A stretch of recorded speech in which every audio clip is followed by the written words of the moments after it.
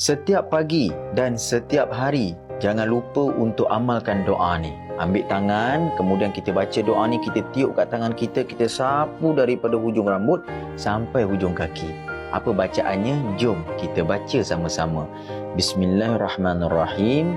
Allahumma afini fi badani, Allahumma afini fi sam'i, Allahumma afini fi basari, la ilaha illa anta.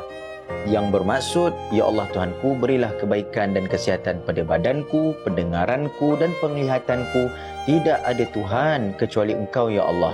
Tiup, kemudian sapu dekat muka kita, badan kita, insya-Allah kita akan bebas daripada masalah kesihatan.